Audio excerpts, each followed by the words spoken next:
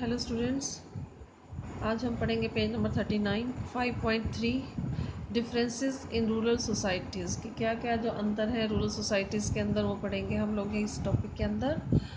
While these technologies often led to an increase in production, ये जो technologies का हमने कल यहाँ पर पढ़ा था ऊपर वाले में, जैसे 3 चीज़ें हमने पढ़ी थी कि आयरन का फ्लो जो है उसकी शुरुआत हो चुकी थी, ठीक है, और जो इरिगेशन वर्क्स था उसकी शुरुआत हो चुकी थी, तो इससे क्या था, प्रोडक्शन बढ़ रही थी और नई नई टेक्नोलॉजी का इस्तेमाल हो रहा था। ये सब चीज़ें हम कल पढ़ चुके हैं।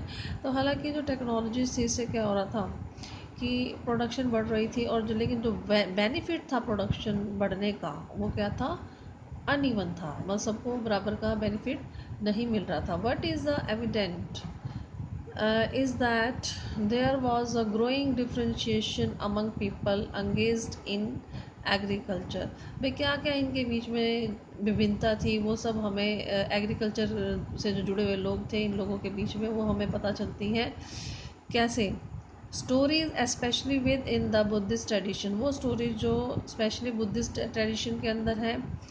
इसमें किसके बारे में बताया गया? Refer to landless agricultural labour, small peasants as well as large land holders. किसके बारे में बताया है? एग्रीकल्चरल लेबर के बारे में, स्मॉल पीजेंट्स के बारे में, और जो लार्ज लैंड होल्डर्स हैं उनके बारे में बताया है। एक टर्म यहाँ पे नई शुरू हुई है, गृहपति, ठीक है। तो गृहपति जो है पाली लैंग्वेज, पाली टेक्स्ट जो था उसके अंदर इसको यूज़ किया गया है। और डेजिग्नेट द, क्या मतलब किसके लिए यूज़ किया गया? सेकंड एंड थर्ड कैटेगरी, मतलब जो सेकंड कैटेगरी या थर्ड कैटेगरी के किसान थे उनके लिए यूज़ किया गया, मतलब जो या तो मिडिल क्लास से बहुत ज़्यादा अमीर नहीं थे, या फिर जिनके पास बहुत थोड़ी सी ज़मीन होती थी, ठीक है, उनके लिए गृहपति यूज़ किया गया है यहाँ पर। द लार्ज लैंड होल्डर, जो बड़े लैंड होल्डर थे, as well as the village headman, जिसके अंदर विलेज के हेडमैन भी होते थे, whose position was often hereditary. अब इनकी जो पोजीशन होती थी हाइड्रेटरी होती थी, ठीक है, जो है विलेज का हेडमैन होता था, बड़े बड़े जो किसान लैंड होल्डर्स होते थे। अमर्स एट पावरफुल फिगर, बड़ी मतलब पावरफुल फिगर के तौर पर पावरफुल बनकर ये उभर रहे थे ये सोसाइटी के अंदर। And often exercise control over other cultivator, और इनका जो कंट्रोल रहता था दूसरे कल्टिवेटर्स के ऊपर रहता था। एवरी अर्ली तमिल लिटरेचर, संगम जो लिटरेचर था उसके बारे में बात की जा रही है। जो तमिल लिटरेचर था मैंशन, उसमें क्या बताया गया? Different categories of people living in the village, जो अलग अलग कैटेगरीज के जो लोग विलेज के अंदर रहते थे उनके बारे में बताया गया है। कौन कौन थे? लार्ज लैंड ओनर्स, जिसको कि वेलर कहा गया है, प्लोमैन, उझावर कहा गया है इनको लोकल लैंग्वेज के अंदर, और स्लेव्स, अधिमई। ये नाम आपको याद रखने पड़ेंगे, लोकल नाम है उनके, ठीक है। It is likely that these differences were based on differential access to land. अब ये जो नाम थे, ये जो टाइटल दिए गए थे, ये मतलब किसके पास कितनी ज़मीन है उसके अकॉर्डिंग दिए गए थे। Labour and some of the new technology, और कितनी लेबर है किसके पास और कौन सी नई टेक्नोलॉजी, उसके अकॉर्डिंग ये जो कैटेगरीज हैं दी गई थी। In such situation question of control over land must have become crucial, जो लैंड के ऊपर जो कंट्रोल का क्वेश्चन था वो भी बहुत ज़्यादा इंपॉर्टेंट है। As this were often discussed in legal text, जैसा कि लीगल टेक्स्ट के अंदर ये बातें बताई गई थी। Next page, page number 39 5.4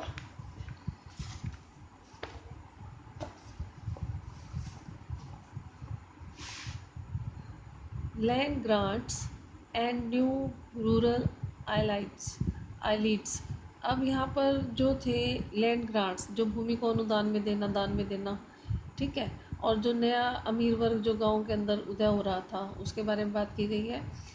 from the early centuries of the common era की जो शुरुआती जो सेंचुरीज थी, we find grants of land being made, हमें पता चलता है कि जो ज़मीन है वो ग्रांट की जाती थी, मतलब अनुदान में दी जाती थी। Many of which were recorded in inscriptions, और इसमें से जो बहुत सारी हैं वो इंस्क्रिप्शंस के अंदर मेंशन की गई हैं।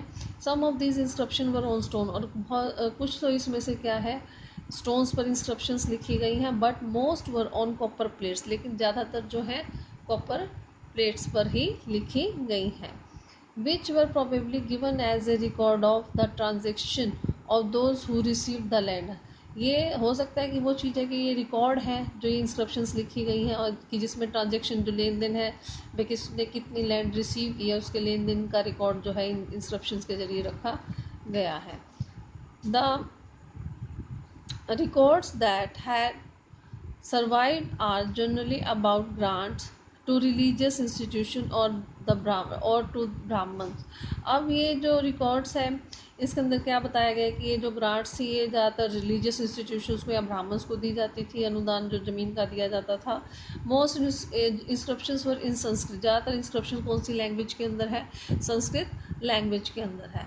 इन सम केसेस कुछ केसेस के अंदर and specially from the 7th century onward और 7th सेंचुरी ऑनवर्ड के बाद की बात जो है part of the inscription was in Sanskrit.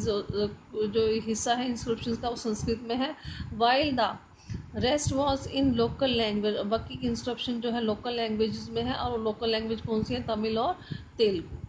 ठीक है. Let us look at one such inscription more closely. अब यहाँ पर एक इंस्क्रिप्शन को पढ़ते हैं हम. इसके अंदर स्टोरी जो क्या लिखी हुई है. Prabhavati Gupta was the daughter of one of the most important ruler in early Indian history. Early Indian history में जो प्रभावती गुप्ता नाम की जो लड़की है जो ये डॉटर है किसकी? एक बहुत इम्पोर्टेंट रूलर है अर्ली इंडियन हिस्ट्री का जिसका नाम है चंद्रगुप्त टू. उसकी डॉटर है Prabhavati Gupta. She was married into another important ruling family. जो दूसरी रूलिंग फैमिली थी इम्पॉर्टेंट फैमिली थी उसमें उसकी शादी हुई. That of the Vakatakas. तो ये वाकाटकास जो है उस फैमिली का टाइटल था. तो उनमें उसमें इस लड़की की शादी हुई थी. Who were powerful in the Deccan. वो डेक्कन के अंदर पावरफुल थे बहुत. According to the Sanskrit legal text. जो संस्कृत लीगल टेक्स्ट है उसके according women were not suppose to have independent access to the resources such as land. जो वुमेन है उनको ये इस चीज़ की आज़ादी नहीं थी कि वो उनकी पहुंच नहीं थी ऐसे रिसोर्सेज पर जैसे लैंड वगैरह है उनकी वो मालिक नहीं होती थी. However the inscription. हालांकि ये इंस्क्रिप्शन इंडिकेट करती है Prabhavati had access to land. भाई प्रभावती के पास अपनी ज़मीन थी. Which she then granted. जिसको कि उसने अनुदान में दिया था. दिस में हैव बीन बिकॉज. ऐसा इसलिए भी हो सकता है शी वॉज अ क्वीन. वो रानी थी. ठीक है. And her situation were therefore exceptional. और उसकी जो सिचुएशन थी क्या थी? भिन्न थी. और वुमेन के मुकाबले उसकी जो सिचुएशन थी वो डिफरेंट थी. It is also possible that the provision of legal text were not uniformly implemented. भाई जो लीगल टेक्स्ट थे उनको यूनिफॉर्मली इम्प्लीमेंट नहीं किया जाता था. समान रूप से जो कानून व्यवस्था थी उसको लागू नहीं किया जाता था. ये भी एक एग्जाम्पल यहाँ पर देखने को मिलता है. Land grant such as this one have been found in several part of the country. जो लैंड ग्रांट थी भूमि अनुदान करना जो था भूमि को दान में देना जो था वो देश के कई हिस्सों में उसको पता चलता है कि हाँ ये काम किया जाता था वहाँ देश के अंदर कंट्री में. There were regional variation in the size of land donated ranging from small plot to vast stretches of uncultivated land. अब ये हो सकता था कि रीजनल वेरिएशंस हो सकती थी जैसे कि कहीं पर छोटे प्लॉट दिए जाते हैं कहीं पर बहुत बड़े बड़े ज़मीन के टुकड़े दिए जाते थे. ठीक है. दान में. And the rights given to donees. और जो जो जिसको दान में ज़मीन दी जाती थी उसको राइट्स दे दिए जाते थे उस ज़मीन के. The impact of the land grants is a subject of heated debate among historians. अभी जो लैंड ग्रांट की जाती थी इससे क्या है हिस्टोरियन जो है उनके अंदर बहस होती रहती है. सम feels that land grants were a part of a strategy adopted by ruling lineage to extend agriculture to new area. अब कुछ का ये मानना है कि जो लैंड ग्रांट्स की जाती थी ये एक स्ट्रेटजी थी जिसमें कि क्या था कि जो एग्रीकल्चर है उसको बढ़ाया जाए नई नई जगहों पर एग्रीकल्चर को बढ़ाया जाए इसलिए लैंड को ग्रांट जो है वो किया जाता था. Other suggest that land grant were indicative of weakening political power. जबकि दूसरों का क्या मानना है कि ये जो लैंड ग्रांट्स है ये क्या दिखाती थी कि जो पॉलिटिकल पावर थी उस समय वो कमज़ोर होती जा रही थी राजाओं की। As kings were losing control over their samantas, जो राजा थे वो अपने सामंतों पर अपना जो कंट्रोल थे वो खोते जा रहे थे। They try to win allies to making grants of land. अब वो अपने पक्ष में समर्थन चाहते थे, ग्रांट्स देकर जमीनों की अपने पक्ष में चाहते थे समर्थन। They also feel that kings try to project themselves as superman. वो ये भी उनको ऐसा लगता है कि जो राजा है अपने आप को एक सुपरमैन दिखाना चाहते थे कि वो सबसे ज़्यादा पावरफुल है, जैसा कि हमने पिछले सेक्शन में पढ़ा है। Because they were losing control, क्योंकि वो अपना कंट्रोल खोते जा रहे थे। They wanted to present at least a facade of power. वो फसाड होता है अपनी दिखावे की पावर जो थी उसको वो प्रेजेंट उस समय करना चाहते थे ज़मीनों को देकर। तो इस प्रकार से जो हिस्टोरियंस हैं वो दोनों ही पक्षों में इस पर डिबेट जो है वो करते हैं।